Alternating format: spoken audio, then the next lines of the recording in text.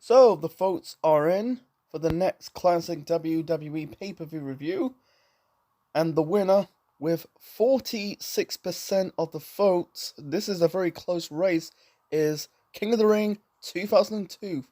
So enjoy my review of WWE King of the Ring 2002.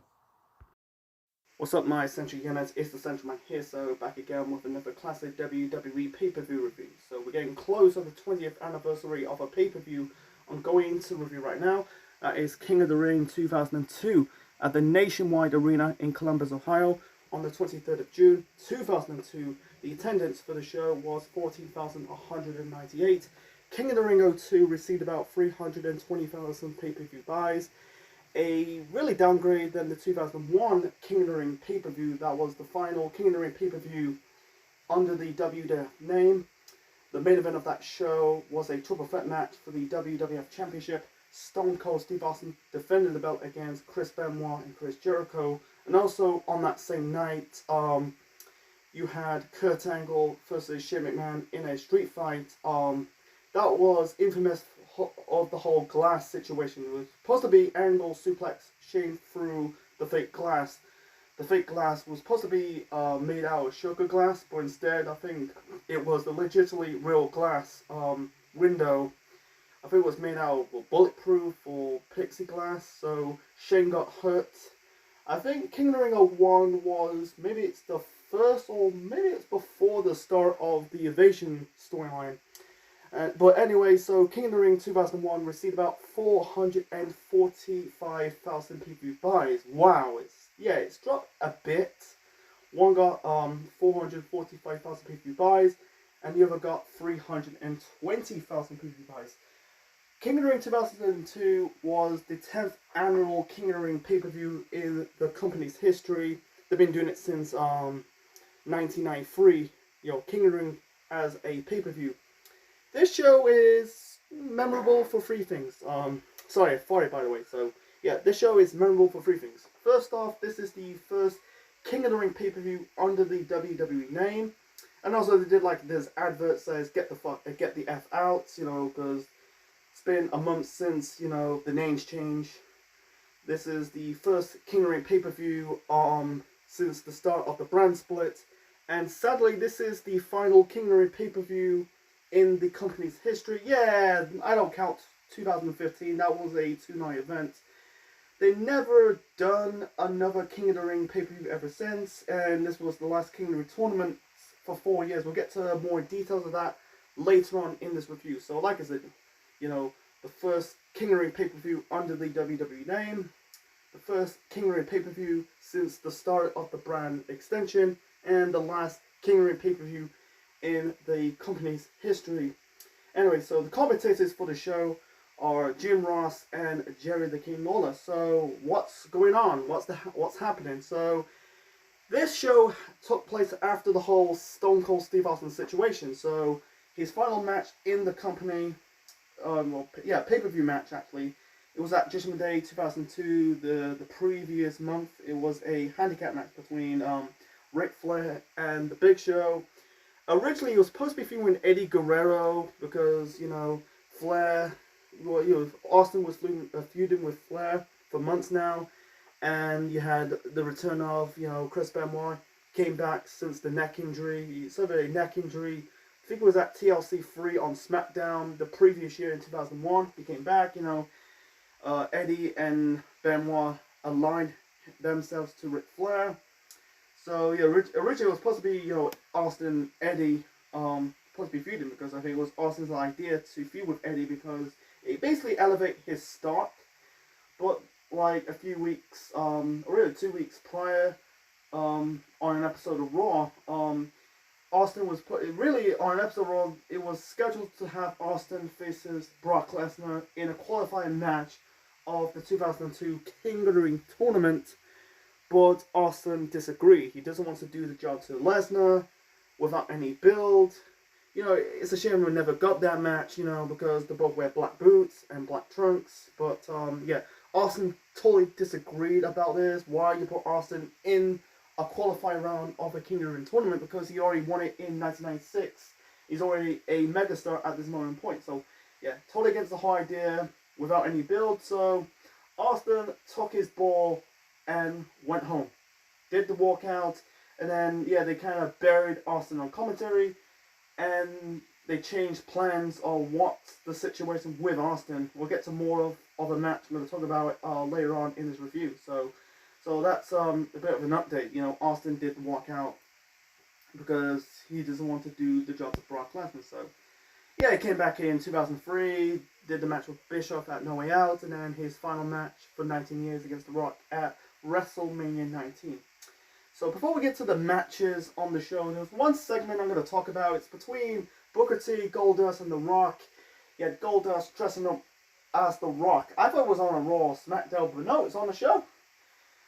I give Dustin Rhodes some props. He matched the voice tone of The Rock. The Rock kind of not necessarily buried Goldust. He basically started marking Goldust's stunts. He did the rubbing his tummy. He told him to stop doing it. Called him a freak. He had this little bit of serious conversation between Booker T and Rock. Conversation because we don't see eye to eye. They just said we're gonna lay down the SmackDown. Lay out the candy ass of NWO, something like that. Can't remember. And they did the whole the Rock's the Rock's catchphrase. The Rock. Not just you smell where the Rock's cooking. The jabroni beating, pie eating. Was it 12? Oh, was it 12 blazing? Eyebrow blazing. Sorry, I'm stuttering, by the way. Eyebrow racing. Booker T did his version of it, and Goldust did a version of it. It was a bit cringy. The Rock did it better. I'm gonna say again, jabroni. The jabroni beating. Pie eating, eyebrow raising, 12 raising. The Rock. Which is what it is. They say they're gonna lay the SmackDown on the NWO's ass. And the NWO did show up, and we'll get to that later on. So it's just what it is. It was funny to have and then Goldust trying to do the Rocks. If you smell the Rock is cooking, and the Rock stopped him. That was funny. And it was at this moment in time, Booker T was kicked out of the NWO. He was in this tag team with Goldust, and that was really one of the most underrated, really favorite tag teams, in the Ruthless Aggression era. Goldust and Booker T. They got good chemistry doing the comedy stuff. Booker T's the black guy, and Goldust is the freak. He's comic relief. So, anyway, so let's get to the first match of the show. So the first match, this is the first semi-final match of the 2002 King of the Ring tournament. We got Rob Van Dam taking on Chris Jericho. RVD is the Intercontinental Champion.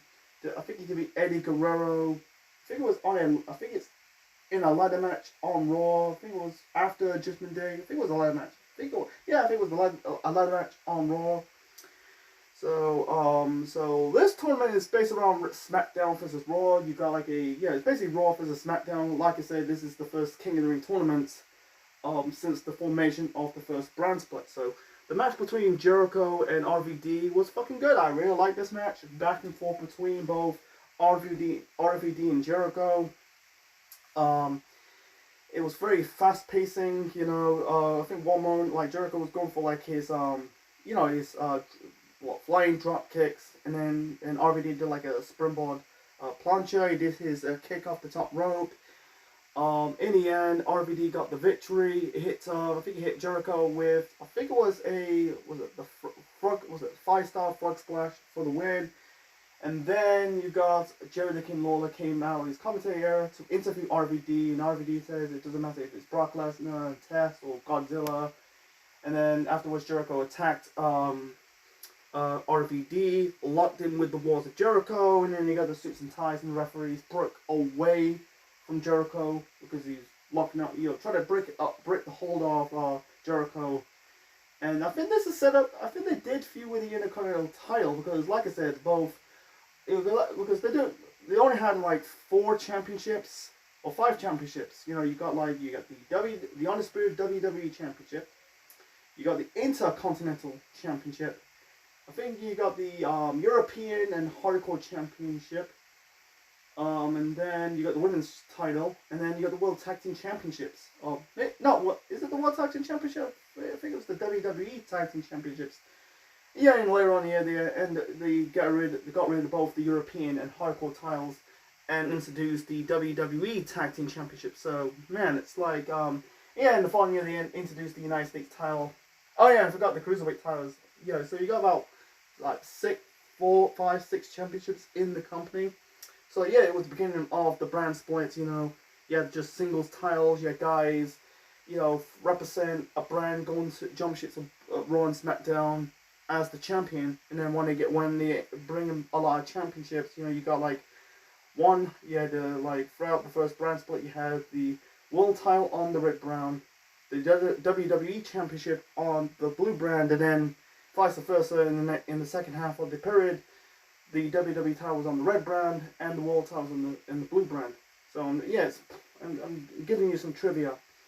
So back then, and compare what right now, you know, right now is subsequent the end of the second brand split. So anyway, so bro, like I'm rambling by the way, but besides that, it was a good way to kick off the pay-per-view between Rob Van Dam versus Chris Jericho. So the next match, this is a second semi-final match of the 2002 King of the Ring tournament. We got Brock Lesnar with Paul Heyman in his corner taking on Test. This was a good match. I heard people like. I see some people reviews on the show, you know, they give them like 2 stars. I don't think it was a 2-star match. Some parts were boring. It was big, you know, punch type of match, but in reality it wasn't. It was big of a horse fight, you know, big power moves. Was it the irresistible force moving the movable object? You're both like big, beefy guys. You can tell like, you know, Heyman shouting the next big thing, and these kind of are. They're putting the eggs in the Brock Lesnar basket. It's funny right now, like, people don't like the Brock Lesnar's matches or in our current timeline because he does suplex, F5s, and Kimuras. Back then he was doing the techno style of Brock Lesnar because he was a former amateur pro wrestler. So I'm trying to keep it short and simple. Test hit the big boot. I think he hit the I think it was a pop handle slam and a Roman power slam combo. In the end, Heyman got involved. Lesnar hit the F5 to win this match, and Lesnar advanced into the final of the King of the Ring tournament. He will face RVD later on in this show. So moving on to the next match. So the next match is the first of 3 championship matches on this show. We got the Hurricane defending the Cruiserweight Championship against Jamie Noble with Nidia in his corner. So the Hurricane won the title from Tajiri in May. I think it was on SmackDown. I think it was a triple threat match. So Nidia debuted with the company. She was the first winners of the first Tough Enough in 2001 with Maven.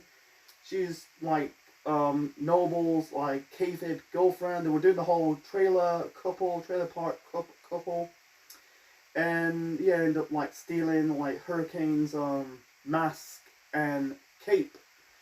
So and anyway, defeat Billy Kidman on an episode of SmackDown to face Hurricane for the title on this show. So and also Shane Helms and Jamie Noble fought in WCW because Helms was part of 3 Count.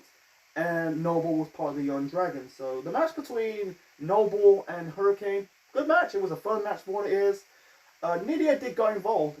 She was not really annoying. She was, you know, doing the screams just before Melina, you know, doing the screams by herself. You know, like it's a contender who doing the screaming gimmick. You know, Nidia or Melina. You know, but she did get involved. It's not like China-esque, you know, in my last review was King of the Ring 97, you know, she got involved in Helmsley's match against Mankind, but this, it was fine. I kind of enjoy it, you know. She like stole Hurricane's cape. He was about to put on the cape, kissing Hurricane. In the end, I think Noble hit the I think it was a power bomb, but Hurricane's foot was on the ropes, and also she took the bullet. Noble accidentally knocking Nidia out of the ring apron. Hurricane's foot was on the ropes, but Nidia removed his foot off the ropes. Noble won this match and won the Cruiserweight title Yeah, I'm not sure he won the Cruiserweight title in WCW, but I think it was his first one in the WWE. He went on to have a solid run with the title. He dropped the title to Billy Kidman at Survivor Series at MSG. That's another topic for another time, because 2022 marks the 20th anniversary of that show. So, but besides that, for the match, what it is. So, moving on to the next match. So, that's match number 4. We got Ric Flair taking on Eddie Guerrero. So, originally it was supposed to be Austin, but here's the situation. So, yeah, Flair was feuding Austin for months now. You know, Flair, basically, Flair was the co-owner of the WWF/WWE, or Raw owner. He kind of drafted Austin to Raw. Austin Stone Cold stood at Flair. Then I think it was at Backlash, he cost Austin the match against The Undertaker. It was a number 1 contenders match. Then moving on to fast forward to Judgment Day. Austin defeats Flair and Big Show on that show. So, and like I said, it was supposed to, Austin did the walkout. So it was supposed to be, I think it was originally supposed to be Austin and Eddie Guerrero, because you're trying to elevate Eddie Guerrero's stock. But yeah, like I said, Austin did the walkout. So Flair was a heel, now was the babyface. And by the way, he's an active wrestler, since he returned to the company in November the previous year, because not too long, the previous week, like a couple of weeks ago, I think it was on the 17th of June's episode of Raw, he lost his 50% control to Vince McMahon in a match. Winner gets sole control of the company. Lesnar got involved. Vince is now the sole owner of the company, and Flair's now an active guy on the roster. So, and also on the Go Home show to Raw, basically, you had I think it says, Benoit, you said to Flair, you made my life a living hell. Flair decks Benoit, and Eddie attacked Ric Flair's leg, locked him in the figure 4 leg lock to get some heat on this match on the show. Keep it short and simple. The match was okay. It was okay, and also there is no chemistry between Flair and Eddie. Because Eddie's the high flyer, Ric Flair does the chops, taking down the opponent's legs, locking in the figure 4 leg lock. It's just like he's an old school wrestler versus a high flyer. Some bulk of the match, you had Guerrero working on the leg of Flair, and then Flair, worked on the leg of Eddie, locking him in the figure 4 leg lock. I think Eddie was going for the frog splash, but Flair got out of the way. Benoit got involved, I think Eddie distracted the referee. Benoit locked in the crippled crossface on Flair. Bubba Ray Dudley came out of nowhere, hit Eddie with the Bubba Bomb. Flair pins Eddie for the win. Like I said, it wasn't a terrible match. It was okay. It got really boring. I wish they cut this match in half. It was just no chemistry, in my opinion. I'm not saying it's a terrible match, but it wasn't a must-see match. So the next match, this is for the Women's Championship. Trish Stratus defending the belt against Molly Holly. So this is the whole situation with Molly Holly. She changed her character. She's more attitude. She doesn't like the divas, the sluts or some shit like that. So this is all about you had Molly attacking Trish multiple times. She attacked Trish after she defeated Terry Reynolds in a pedal on a pole match. I'm glad that I'm guessing now it's the final pole match in WWE history. I'm glad they never do pole matches ever again. And then they compete in a mixed tag team match. Molly Holly attacked Trish with brass knuckles. So, and also something to do about who got like calling people fat shaming, who's got a fat ass, some shit like that. The story going into this was shit. But the match between Molly and Trish, and also on the Go Home show, or 2 weeks prior, Molly hit her move off the top rope. I think they call it the Molly Go Round. It's basically like a 450 splash or something. I think it's a 450 and a senton combo. Anyway, the match was okay. It wasn't a terrible match. It wasn't great. It was a decent match of what it is. Back and forth. In the end, Trish was going for the pin. But, Molly reversed the pin by Trish to win this match and won the women's title. Yeah, because it's funny that the women's title in 2002 changed hands a lot. You know, you had Jess won it in February. You know, Trish entered 2002 as the women's champion because she won the women's title at Survivor Series in 2001. Jess won it in February of 2002. Trish won it in May, and now in June of 2002, Molly won it. She held the belt until September, until Trish won the belt, and then Victoria won the title at Survivor Series to end 2002. So the women's title wasn't changed a lot that time in 2002 for the women's division. By the way, this has set up that Jackie Gator match. I think that was in later on in the year. That was a tag team match. You know, Jackie Gator was the second winner of Tough Enough. Don't want to get into it. Another story for another time. So moving on to, technically this is match of the night for me. We got Kurt Angle versus Hulk Hogan. So at Judgment Day, you know, Angle's wearing a wig with the wrestling headgear because at Judgment Day he lost the hair versus hair match to Edge. And then they did they're doing a story with Hogan, who is the real American. You know, in a promo before this match, you know, yeah, Vince picked Hogan to be an American hero. I won an Olympic gold medal, and people say I sucked. You know, because Angle was he was funny. You know, you don't see the comedy side of Kurt Angle in TNA years later, but in WWE, you know, he was fucking funny. So yeah, Hogan came out with his dub theme that was supposed to be Feudal Child by Jimi Hendrix, but I'm glad it was an appropriate dub by the network. You know, it's similar to Feudal Child or Feudal Kid. You know, Jimi Hendrix song. But anyway, this was good. I really like this match. The fans really get behind Hogan, chanting Hogan, Hogan, Hogan. Yeah, the chant Angle sucks, but this was good. I really like this. They don't really need to do anything between Hogan and Angle because it's funny they end up like working each other in TNA. They didn't really have a match, but they kind of work together in TNA years later. But they never had a match in TNA. But anyway, so yeah, they don't really do anything. They just got a good reaction. This was good, back and forth between Hogan and Angle. Hogan did the whole Hogan thing, you know, not selling Angle's punches, did the U and the big boot. Instead of doing the leg drop, he removes basically Angle's wig with the headset. You know, the head, the wrestling headset it's called, I don't know what it's called. So Angle left the ring, grabbed the chair, trying to hit Hogan with the chair, but it ricocheted off the ropes and hit him in the head of his own. Then, yeah, in the end, Hogan was going for the leg drop, but Angle countered into the ankle lock. And yeah, by then he wants Hogan to tap out, so Hogan tapped out. Angle won this match, and that was it. So I like this match. I think Angle needs to win, follow off that loss to Edge at Judgment Day. So Hogan losing, I don't mind Hogan winning as Angle, you know, but this is one of Hogan's probably final matches in the company. Because I think later on in the year he lost to Brock. You know, Brock basically, I think it was the first time that Hogan tapped out. You know, they said they never tapped out in WWE. I don't know if he did it in WCW.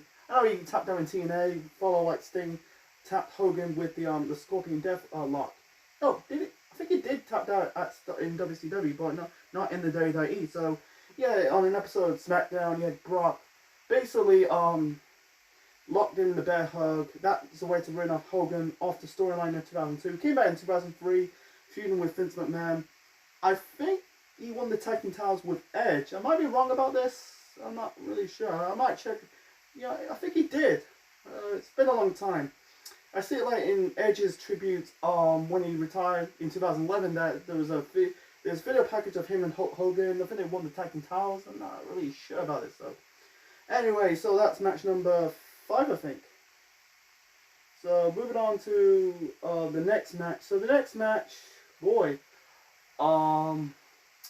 so we got match number. So the next match. I think this is the finals of the King of the Ring tournament. So sorry, I almost forgot. You know, I think there's 7 matches or 6 or 7 matches on the card. I think it was 7 matches. Anyway, so the next match, this is the finals of the King of the Ring tournament. We got Brock Lesnar versus Rob Van Dam. Match was boring. It was boring.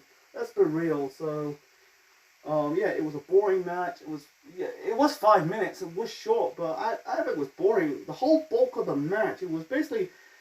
RVD had some offense, but it was Lesnar got the whole bulk of the match. I feel like every time I was bored. RVD did not really pull up his dukes. You know, they're trying. I think the reason why they won't see Lesnar going weak, you know, having a back to back, a back and forth match, you know. But it don't really do any people his opposition any favors. I feel like it's just like, let's have Lesnar just dominate. It's not a squash match. This is supposed to be like the finals of the King of the Ring. It should be like an outside a back and forth match, but it wasn't. One more of the match, you had Heyman got involved. You know, he did go involved, hit RVD. I think it was like snapped his neck. He didn't really broke his neck. He kind of did that thing with the ropes, put like a snap neck his neck on the ropes, and then Lesnar going for the pin. RVD thought he's gonna pin RVD. He thought RVD would win. His Heyman's interference almost backfired, but Lesnar kicked out. Sorry, I'm trying to remember. I'm speaking too fast.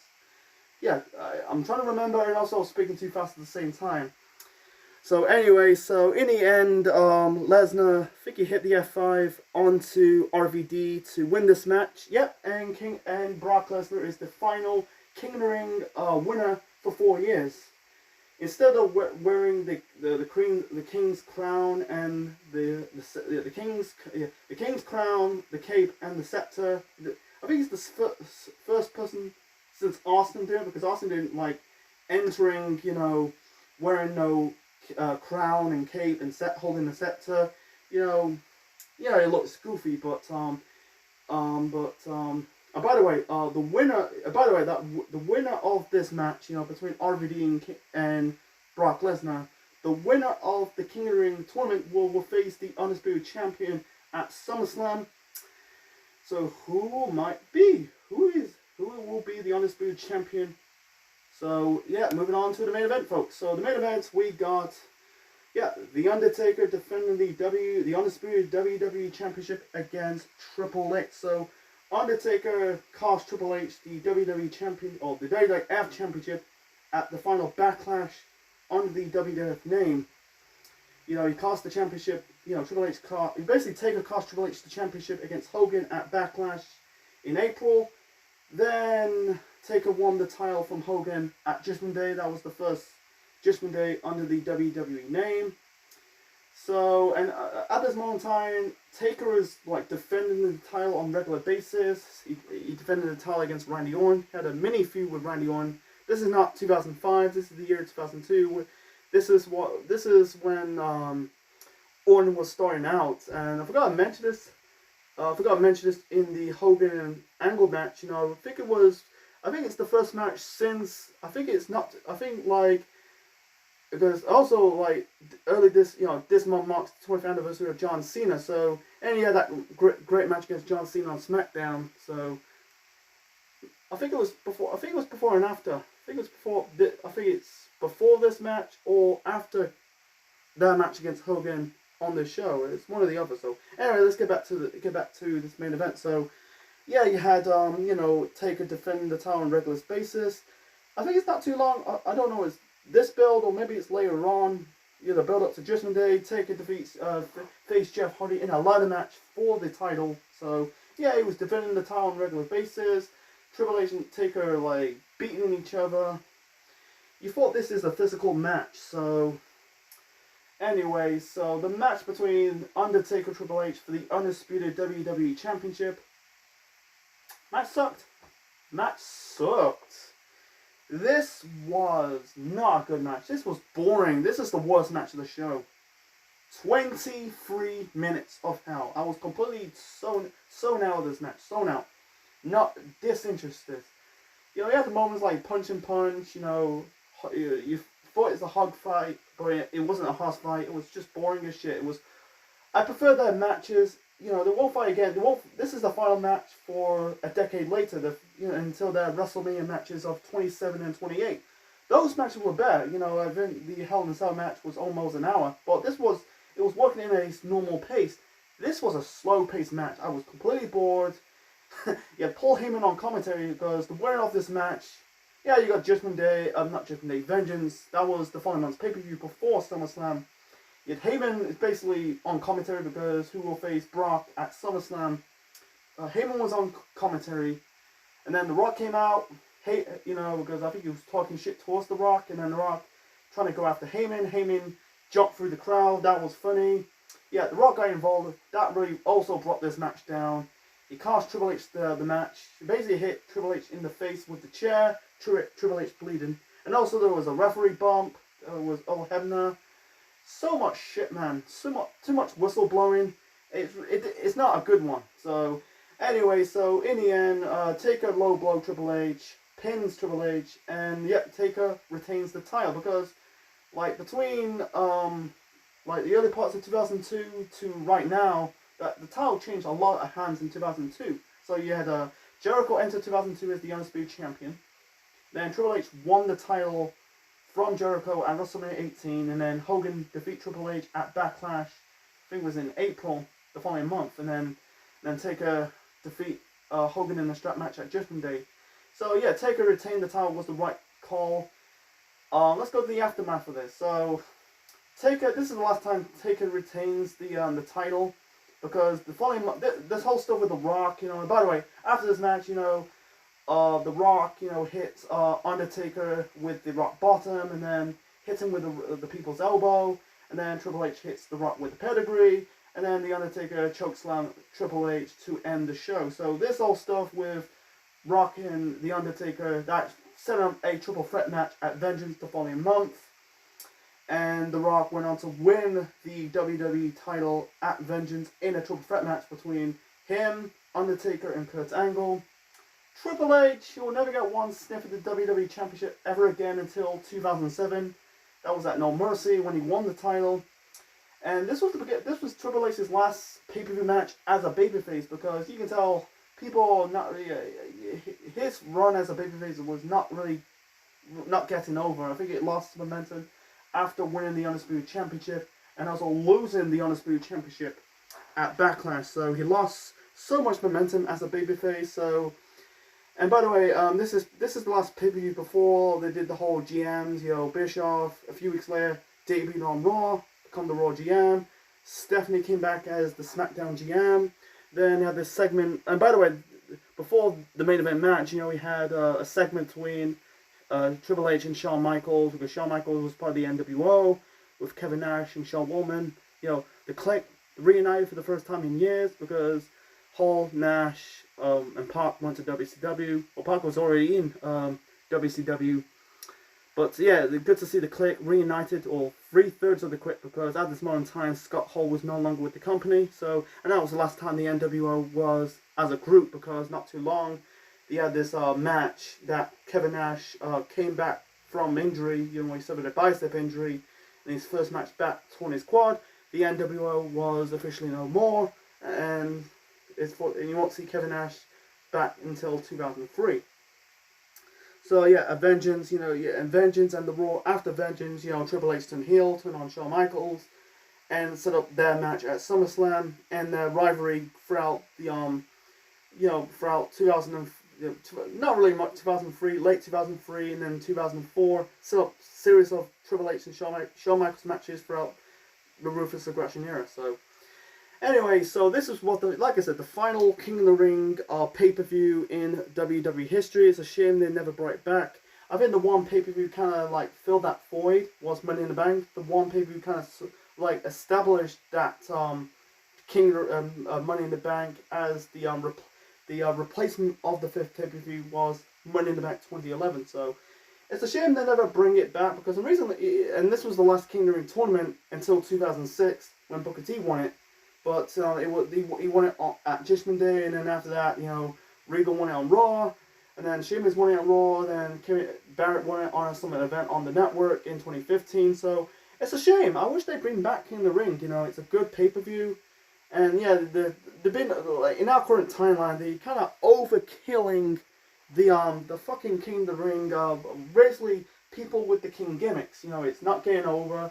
I mean, people prefer like having them winning the King of the Ring tournament on a pay-per-view at the King of the Ring pay-per-view, not on some random episode of Raw and SmackDown. That's just me. Yeah, I think some of them win the King of the Ring tournaments at Crown Jewels. You know, that's a shit tournament or shit pay-per-view. I don't want to get into it, but yeah, it's a shame. I wish they'd bring it back. It's just like it's just what it is. But they've been overkilling doing King of the Ring tournaments. They're not producing good King of the Ring tournaments ever since they revived it back in 2015. But it's a damn shame. Maybe, and also I think the reason why they're not doing King of the Ring tournaments because the following year they did Bad Blood. That was the start of the brand only pay-per-views. But and 320,000 pay-per-view buys. That could maybe they're a massive part in. Maybe it's not just the main event, but I know it was 23 minutes. I wish they cut that match in half and give more time to the Lesnar RVD King of the Ring final match, or reverse it, have Lesnar and RVD main event that show, and put the WWE title match second to last. That's just me. So. Yeah, also, I think maybe it has to do with the buy rate, 320,000 pay-per-view buys. Maybe it has to play a massive part of why they're not doing King of the Rings. There's many reasons why they start doing King of the Ring pay-per-views. I don't think we're getting a good answer. I don't think we're not getting a good answer. Yeah, the reason Rock coming back because Austin walked out. You need a big star, but you can tell like this whole experiment of Taker as the champion, Triple H as the champion, Hogan as the champion is not working. You can tell in the next couple of years they're investing guys like Batista, Orton, Mysterio, Cena, and Edge. It's going to be carrying this period, not just guys who's from the Attitude Era. You can tell at this moment in time the Attitude Era is just a distant memory. So that's more of my ramble on it. So anyway, so my final rating for the final King of the Ring pay-per-view in the company's history, I'll give it a 6 out of 10. Over the so far in 2022, I covered Rumble 02, No Way Out 02, WrestleMania 18, Backlash 02, Judgment Day 02. This is kind of like it's like second to the weakest show of the year. 6 out of 10. People, I don't give it 7 out of 10. It was still a good show, but it was just weak. The final, like great example. The only two matches in the bad for me is Lesnar RVD. And Undertaker Triple H, that will be their last match for 9 years. But the okay is the okay, like Ric Flair, Eddie, and Trish versus Molly. But besides that, the matches were good. I like the opener, RVD Jericho. I like Tess Lesnar, and the match of the night for me has to be Angle Hulk Hogan. Goldust as the Rock impression, that was fun. But yeah, this is a show, I give it like a slightly thumbs up. I don't know, do I make sure, it don't make me to go, wow, I need to go back to watch King of the Ring 2002 again. No, I think maybe I watch like probably, I'd rather skip it the whole time. Not the most worthy, must-see show you have to watch, but and this is the only King of the Ring pay-per-view of the Ruthless Aggression era, so I've never seen all the King of the Ring shows, but I think there's no payoff. I think the one circumstances why the show did not did well or do that much well. Austin did the walkout. That's play a massive part why they didn't do well. So yeah, nothing's terrible, but nothing's great either, man. But anyway, so hope you enjoyed my review of King of the Ring 2002. Leave your thoughts in the comment section below, smash the like button, click the bell, click the like, subscribe to the channel, be part of the Central Unit for more wrestling videos and more. Next time, when I'm watching this show, I'm going to say, let's review King of the Ring 2000, because that got the second most votes on that poll, but, I don't want to do that, maybe I just don't do it, because I checked the match card, 11 matches on the card, it's in the greatest year of the Attitude Era. Maybe for next time, I might do King of the Ring 2000 in the future, but that's not the next pay-per-view, so let's do the opposite. So let's go to the let's go to the crap. Let's review the crappy show. It's been a long time since I review a crap show, a crap WWE pay-per-view. It's a very long time. Yeah, it's my channel. I can do how I want. So next time, let's go to the year of 1995. Wow, shit year in professional wrestling. Let's see how Mabel, do well in the 1995 King of the Ring. So yeah, that's what I'm going to review. King of the Ring 1995 in ECW's territory in Philadelphia, Pennsylvania. This is Essential Man officially signing out. Check you later, folks, and that's my review of King of the Ring 2002. Not a terrible show, not a great show. This is kind of like a fun to the middle of a show.